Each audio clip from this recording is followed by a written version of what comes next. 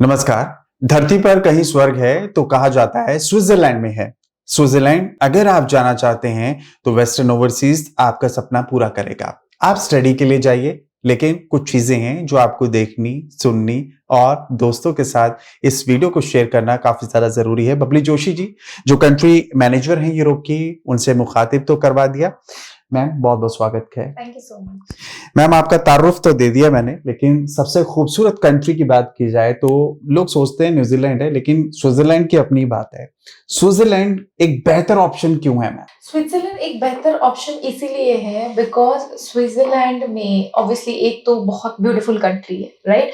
सो कोई भी स्टूडेंट अगर पढ़ने जाता है तो साइमल्टेनियसली वो अपनी सराउंडिंग्स को भी देखता है कि मैं किस टाइप के लोगों के साथ में पढ़ने जा रहा हूँ, वहाँ का कल्चर क्या है, वहाँ की वैल्यू क्या है।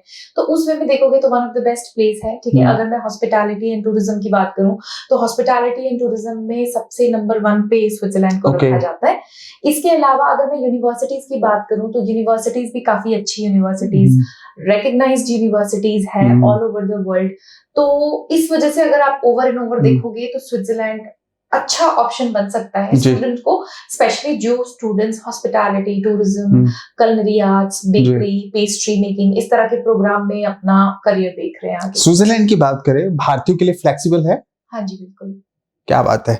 तो फिर तो लोग जाएंगे और वीजा भी लगेंगे। हाँ। लेकिन प्रोग्राम की बात करें मैम, प्रोग्राम किस टाइप के हैं, क्या ऑफर लेकर आए हैं आप स्टूडेंट्स के लिए?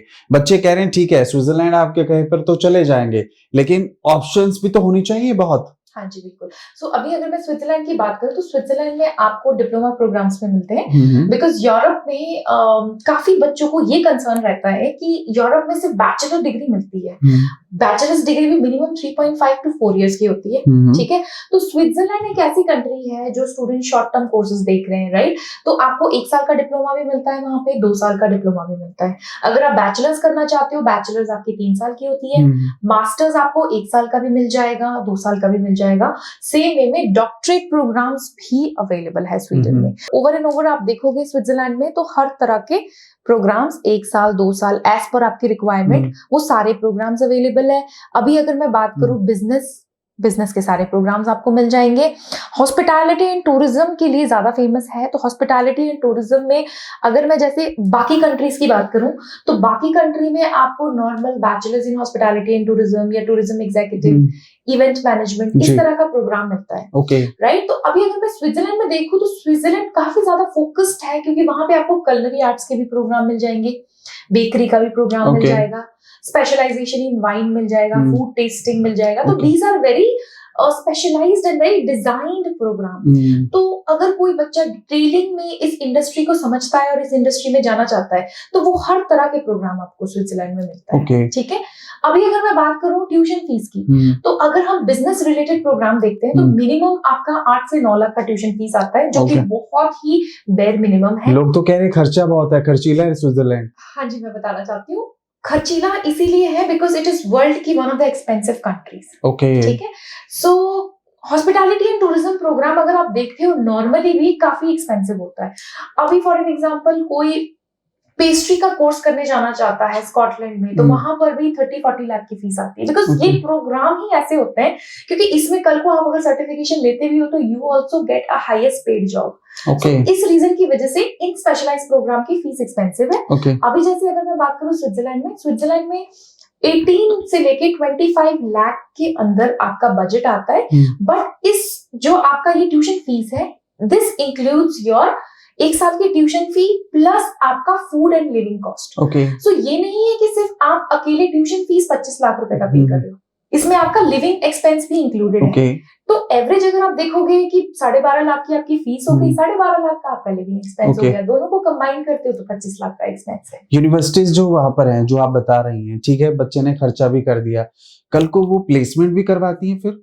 हाँ जी बिल्कुल। अभी अगर मैं यूनिवर्सिटीज की बात करूं, स्पेशली अगर कोई बच्चा हॉस्पिटैलिटी एंड टूरिज्म प्रोग्राम करने के लिए जा रहा है, नाउ एग्जांपल मैं लेती हूँ, लेट्स सपोज आप XYZ यूनिवर्सिटी में पढ़ने जाते हो, आपका total expense 1 year tuition fee, 1 year living expense with food 25 lakh rupees का आता है। बट ये नहीं कि आपको 25 लाख रुपीस अभी एडवांस में बिफोर वीजा पे करना है।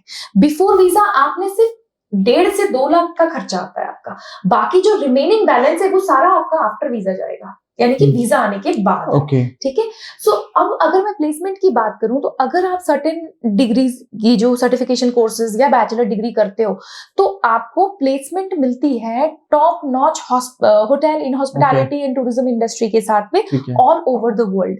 सो लेट्स सपोज अगर मैंने स्विट्जरलैंड से डिग्री करी है, जरूरी नहीं है कि मैं फ्रांस में ही जाके फ्रांस में मुझे प्लेसमेंट मिले, मुझे यूएस की कंपनी में भी प्लेसमेंट मिल सकती है, मुझे कनाडा की कंपनी में भी प्लेसमेंट मिल सकती है, ऑस्ट्रेलिया में भी मिल सकती है। और दूसरी सबसे बेनिफिट ये है कि जो आपका ये 1 ईयर का स्टडी है स्विट्जरलैंड में, 6 मंथ्स आपका स्टडी है and 6 months is your paid internship. Okay, ये वर्क राइट में आ रहा है मैम? हाँ जी बिल्कुल। सो स्विट्जरलैंड के केस में बेसिकली क्या होता है, स्टूडेंट को ड्यूरिंग स्टडी वर्क राइट नहीं मिलता है, उनको पेड इंटर्नशिप मिलता है। ठीक है। सो लेट्स सपोज अगर मेरा 1 ईयर का स्टडी है तो 6 मंथ्स मैं स्टडी करूंगी और 6 मंथ्स का मैं पेड इंटर्नशिप करूंगी। और जो पेड इंटर्नशिप की स्टार्टिंग सैलरी है, मेरे पास में ऐसी यूनिवर्सिटीज हैं जो आपको लिख कर देते हैं कि मिनिमम 2.5 to 3 लाख रुपीस आपका पर मंथ पेड इंटर्नशिप है Indian. Yes. Okay, it's a big amount still. लेकिन दूसरी तरफ स्कॉलरशिप भी क्या ऑफर करती है कुछ यूनिवर्सिटीज?